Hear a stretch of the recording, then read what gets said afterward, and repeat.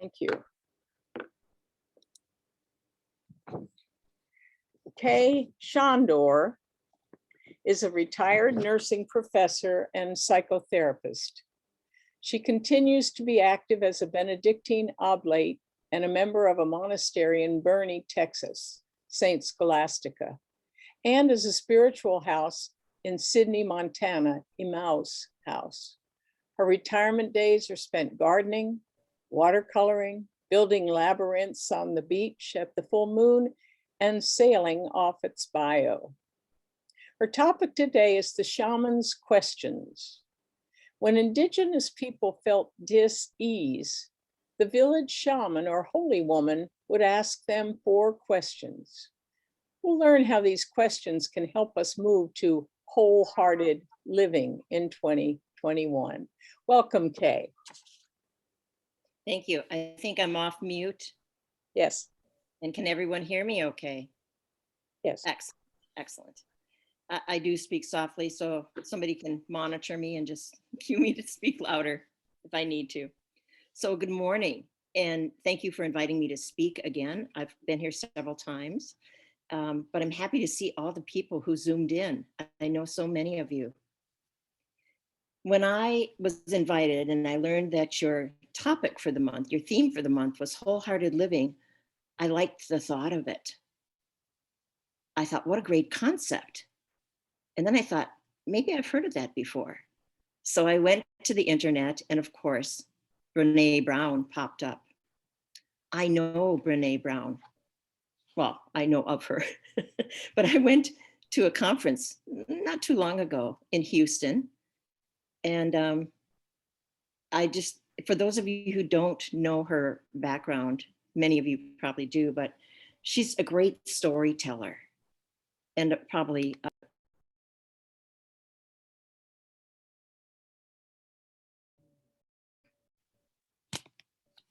I muted myself, sorry. I'm back with you now. Good, great. So if you don't know her background, she's a great researcher and scholar. She holds the Huffington Foundation's Brené Brown Endowed Chair at the University of Houston in the School of Graduate College of Social Work. She has a PhD and she is a licensed master social worker. Being an academic, I'm impressed with her credentials, and especially the Huffington Chair. I know you know Arianna Huffington and her work. When I went to that website or to looked her up or looked up wholehearted living, I found her 10 guideposts. And her research is so practical and easily applied. And so I'm going to ask Judy now to share my first screen share.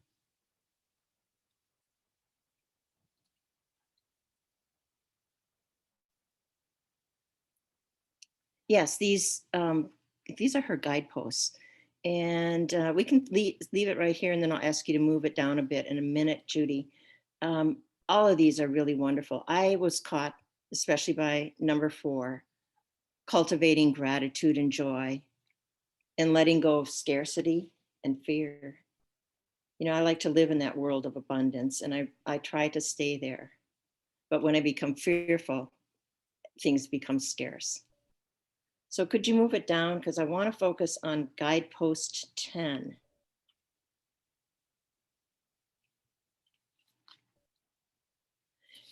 That one, cultivating laughter, song, and dance, and letting go of cool and always in control. That made me think of a teacher I met in, oh, Judy, I'm sorry. Let's go back. We can close that screen now. Sorry.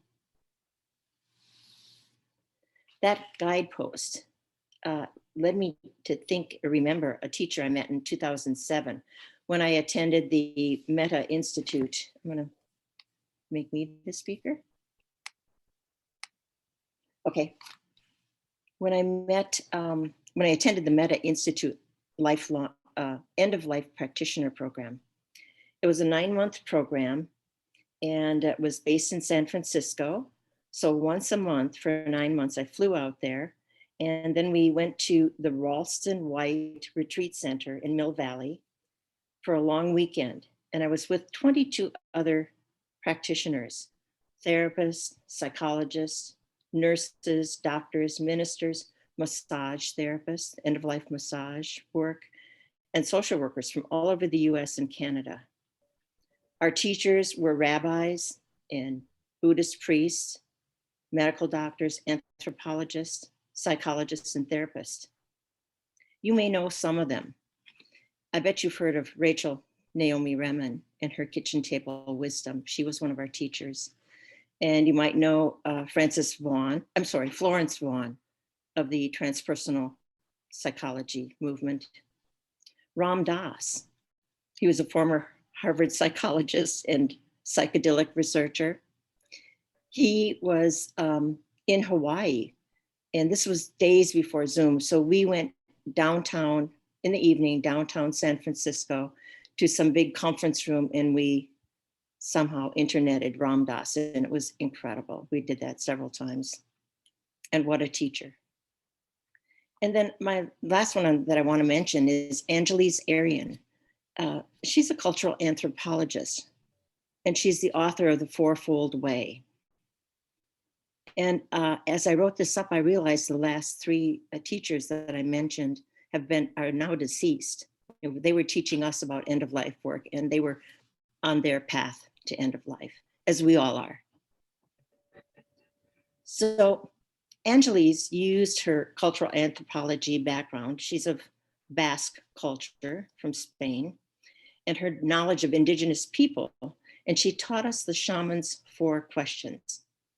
I'm going to move into Angeles' work now, from Brene to Angeles, and share that with you.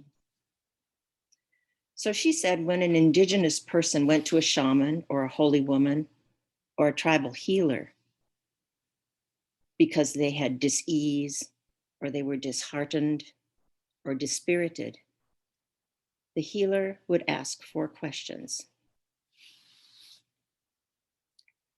When did you stop singing? When did you stop dancing? When did you stop being enchanted by story? And when were you not comforted by the sweet territory of silence? So the diseased person had to ponder those. And I'm going to take you into those now too, as we ponder them ourselves. These are all areas where you experience soul loss or loss of spirit. So the first one, when did you stop singing? When did you stop bringing your voice forward? When did you begin to swallow your own tongue? Where did your authentic voice go? It's important to ask these because when you become self-conscious, you begin to doubt yourself and you fail to believe in your own vision.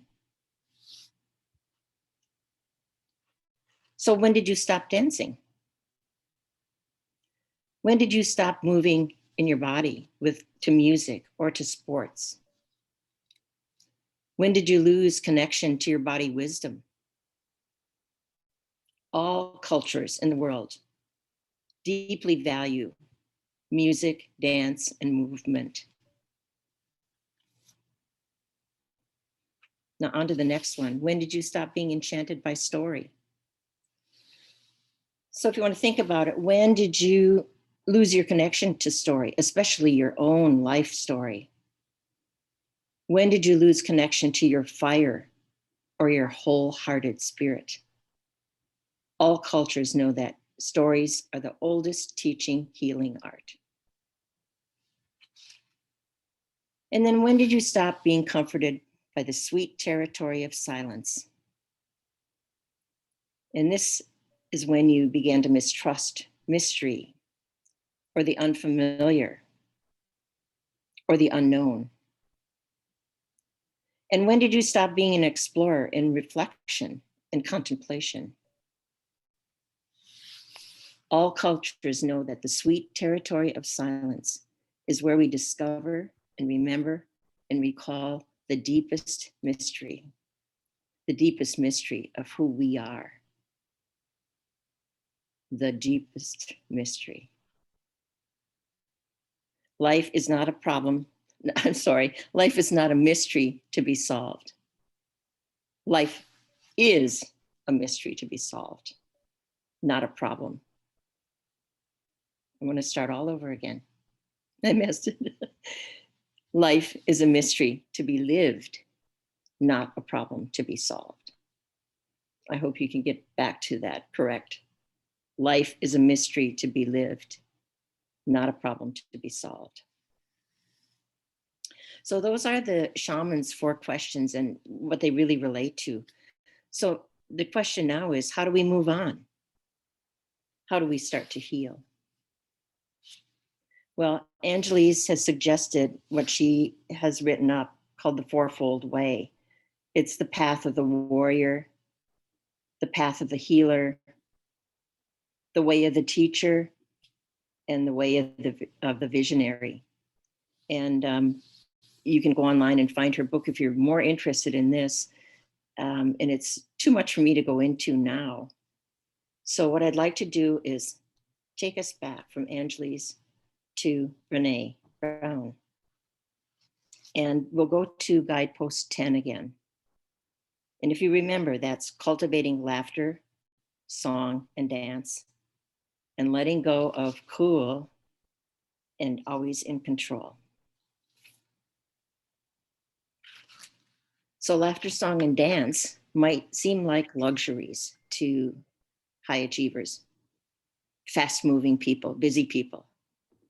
But for many of us, a life without laughter, song, and dance might feel like something's missing. Brown summarizes what these activities bring to our lives, and I'm going to quote her here. She says, laughter, song, and dance create an emotional and spiritual connection.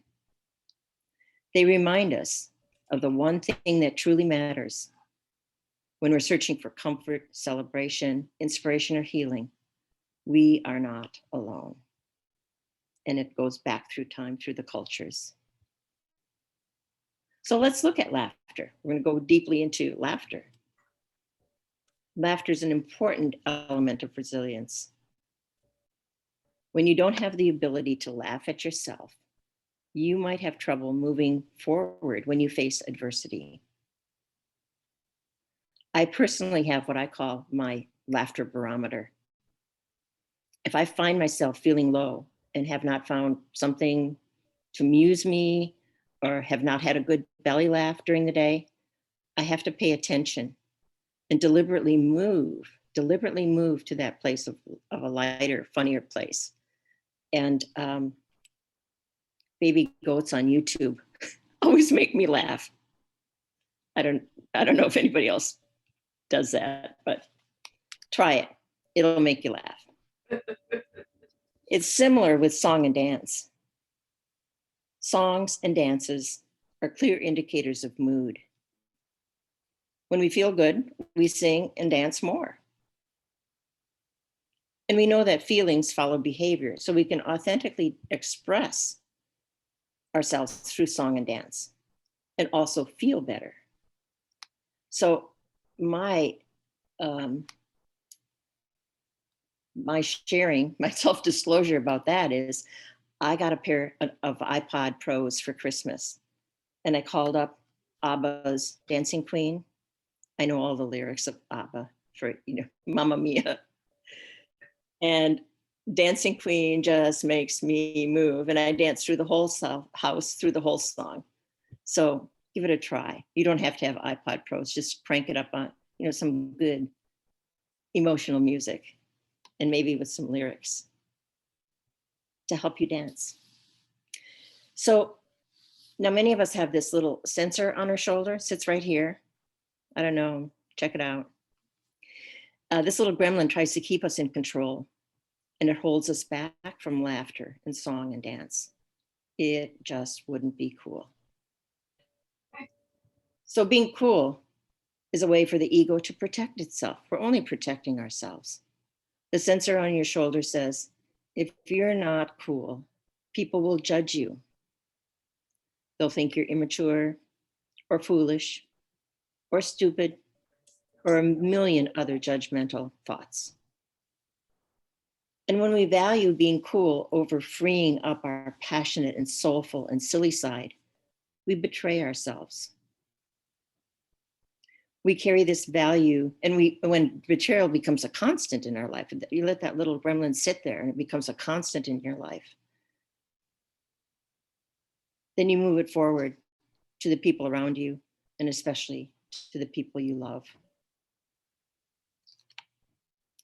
And when we value being cool,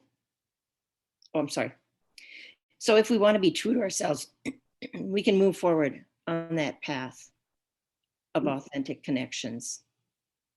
That's what it means to live wholeheartedly. So coming back to Brené's wholehearted living, authentic living, just get rid of that little gremlin. Just get rid of it. When you notice the sensors taking control, Brené says you can take a dose of LSD. That makes me think of Ram Dass again, but and her LSD is laughter, singing, and dancing. So just think of LSD, the legal kind. And remember that what serves you and how to get it. It's so simple.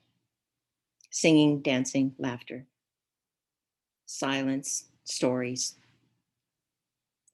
So I'd like to move into that sweet territory of silence as we close and ponder this final image. And I'm going to ask for Judy's help again. And we'll just take, 30 seconds to be silent and ponder this image.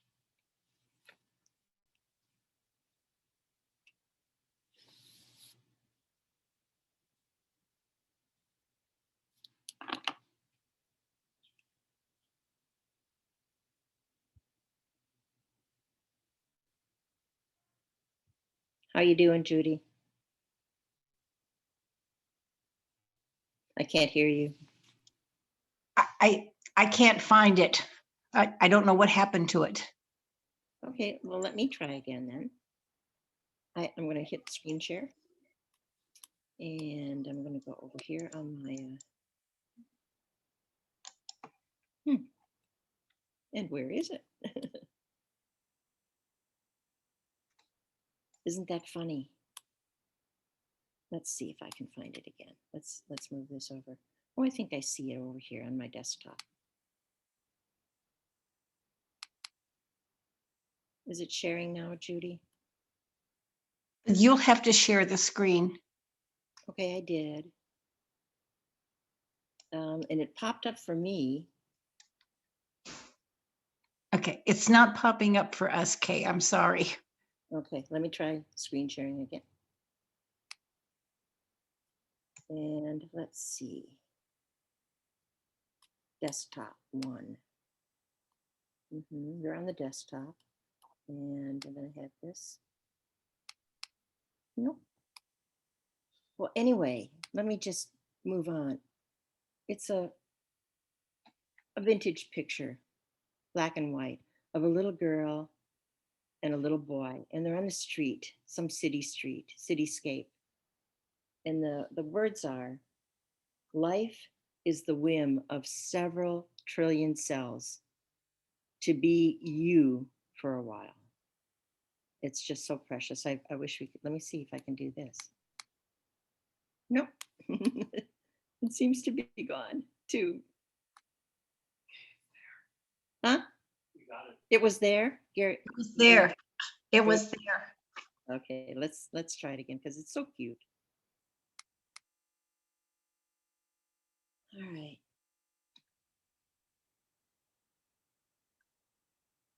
Am I not screen sharing now? Do I have to do that again? Okay, let's try this. Here it is.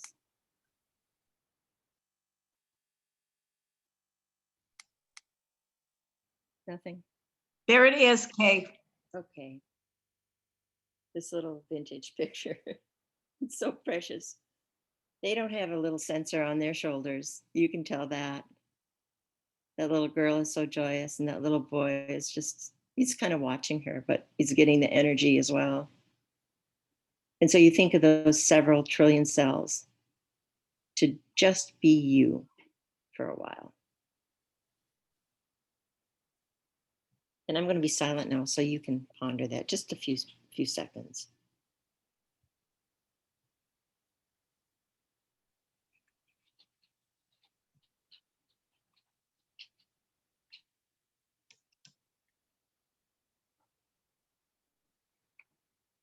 Okay. Since I did the screen share, I'm going to have to stop it. And I see that here. Stop screen share. Are we back? Yes. Great. So that was my final thought, final sweet silent territory of silence for you. But now your Zoom holy woman would like to share a final meta prayer for all of us on our journey to wholehearted living. It goes like this. May we be at peace. May our hearts remain open and whole. May we find the light of our own true being.